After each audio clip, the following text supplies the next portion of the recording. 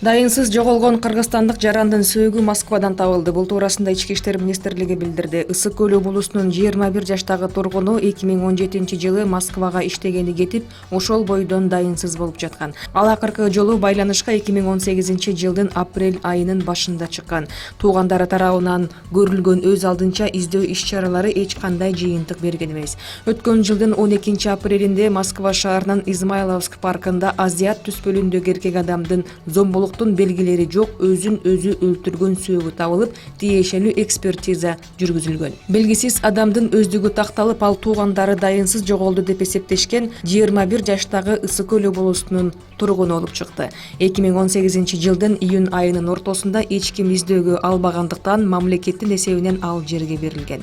Азыркы учурда эксгумациялоо жана жүк 200 мекенине жөнөтүү үчүн туугандары тарабынан зарыл болгон документтерди даярдоо жөнүндө маселелер каралууда. Кечээ Бишкек шаарында Mercedes-Benz үлгүсүндөгү унаа үйдүн дарбазасын сүзүп токтоду. Бул туурасында жол кыймылынын коопсуздугун көзөмөлдөө башкы башкармалыгы билдирди. Кырсык таңкы саат 6:30 чамасында Будённый көчөсүндө болгон. Тийиштүү башкармалык билдиргендей, айдоочу башкаруусун жоготуп, кесилиштеги үйдүн дарбазасына кирип кеткен.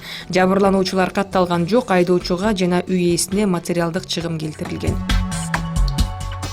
Лейлик районунда Максат чек ара заставасындагы кароол мунара алынып салынды. Ушул жылдын 16 сентябрында болгон жаңжалда кароол мунара Тажикстандын аскер кызматкерлери тарабынан аткыланган.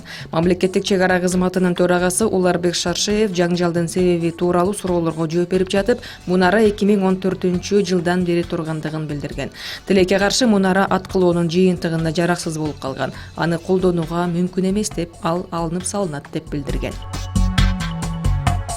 Казакстандын айыл чарба министрлиги башка өлкөлөргө мал экспорттоого тыюу салууга ниеттенүүдө. Бул тууралуу Казакинформ агенттиги билдирди. Басылманын маалыматына караганда, Сенаттын агрардык маселелер комитетинде агро өнөр-жай комплексин жөнгө салуу боюнча айрым мыйзам актыларына өзгөртүүлөрдү киргизүү тууралуу мыйзам долбоору каралган. Анда сенатор Али Бектаев өлкө этке караганда малды көбүрөөк экспорттоп жаткандыгын билдирген. Өткөн жылы Өзбекстан Казакстандан 50 000 бодо мал сатып алса, быйыл 6 айдын ичинде эле бул көрсөткүч 63,5 миңге жеткен. Бишкектин 1-май райондук соту мурдагы өлкө башчы Алмазбек Атамбаевдин жан сакчысы Канат Сагынбаевди үй камагына чыгаруу тууралуу өтүнүчүн канааттандыруудан баш тартты. Сот Сагынбаевдин баш коргоо чарасын карап, аны 8 октябрга чейин Бишкек шаарынын 1-тергөө абагында кармоо чечимин кабыл алды. Сагынбаев 24 сентябрда кечинде аскер прокуратурасында сурак бергенден кийин 2 суткага камалган.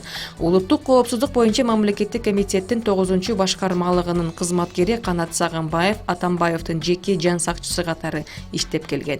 20 сентябрда атайын кызмат анын жумуштан алынгандыгын тастыктаган.